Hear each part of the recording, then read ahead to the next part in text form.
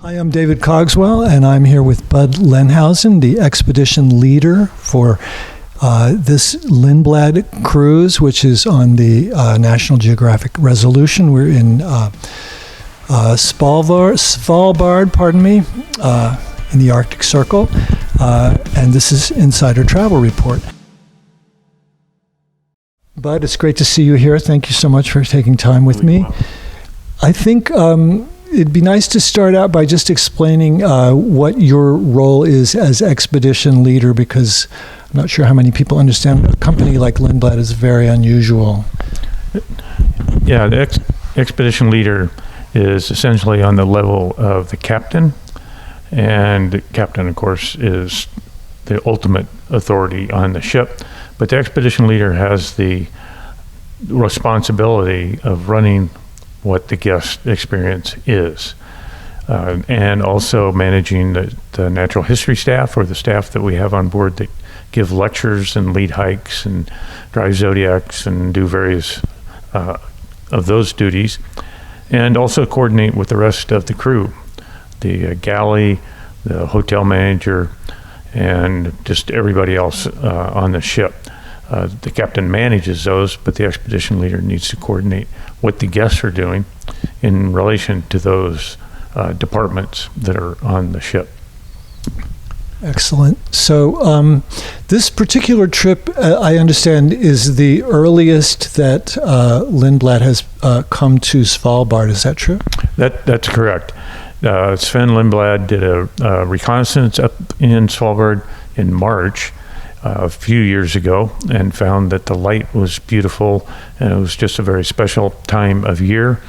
And the earliest I had ever come was like the second week of May, and the scenery is totally different than what it is when we're on this voyage right now. This is late winter, early spring. Everything is covered with snow, and it produces just a spectacular scenery with the snow and sort of some of the cliffs and rocks sticking out, as well as cold conditions, which add to the ambiance of the area. So did this also produce some unusual problems for you to deal with? I would say that the only real problem was being able to get ashore. Hiking in snow can be difficult because the snow in places is really deep, and we had less opportunity to get ashore, but there were a few places which we can get ashore and see.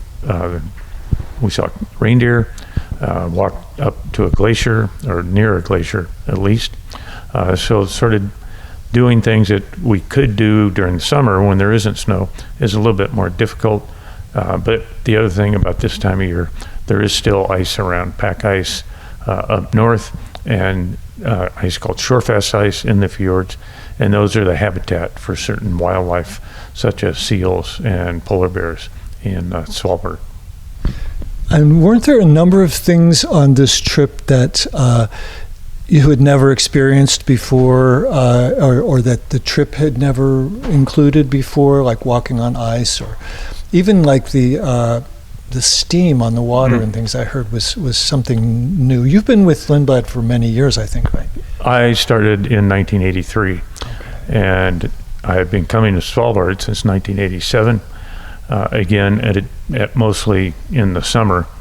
So what happened with it's called sea smoke, and that's only occurs when it's cold out, because the warmer water and colder air creates a fog, essentially. It just comes off the surface of the water. It is spectacular to see that one evening with the low light sunlight lighting up that fog across the choppy sea surface. That was the first time I'd ever seen that. And then we had a chance to walk on fast ice, and I've done that in Antarctica, but that was the first time we did it. I've done it in Svalbard. Normally that fast ice disappears, and it's disappearing earlier and earlier. Usually it's gone by mid-May, second to third week of May. But being up here this early, there was lots of fast ice around that was still pretty firm. There was a little bit of snow on top, but safe enough to hold us walking on it. So the National Geographic Resolution was first introduced in November and did the Antarctic season. Were you with it at that time? I didn't join until late Antarctic season. I was on the Endurance for the first part of the season, and then went home for a couple months and then came back, and I did a trip on the Resolution, a long trip, which went to the peninsula as well as South Georgia and the Falklands. So these two new ships, which are virtually identical, I guess, can you explain a little bit about how they are different from what Lindblad has had before? Because I understand that they were built from scratch, from the ground up, and the company was able to design it using all the experience of the past. It sounds amazing. Yeah, it certainly took a whole group of people working together, engineers, captains, and designers, interior designers, to create the ships. Beautiful ships. The hull design is a patented design from a company in Norway, Holstein, and it's called an X-bow. It originated for the offshore oil industry in order to allow ships to operate in really nasty conditions in the North Sea, and also to stand by the oil rigs even during heavy storms. So the bow of the ship sort of cuts through the waves, and it provides a much calmer ride if you're in seas that get rough, like in the Drake Passage or sometimes up in the North Sea. It also has stabilizers. It also has reinforcing, so that it is one of the highest ice classes a ship can have without being an icebreaker and operate in ice conditions. There was a whole new set of ice ratings developed a few years ago, and some ships that had high ice rating then had much lower ice rating, but the Endurance and the Resolution have some of the highest ice rating of any passenger ship. So is the spring in Svalbard, with this early departure, going to become a regular thing now? I certainly think it is. The whole industry is expanding, and with two ships like this coming up here in the springtime, early springtime, is certainly a possibility. And it is probably the one place in the Arctic that you can get to and operate this early in the year. Greenland, especially East Greenland, still has a lot of ice. You couldn't do much in there. And Alaska, the Canadian Arctic as well. So Svalbard is a special place because it is a place you can come in March and April. And you'll still have departures later in the year as well. How late do they go?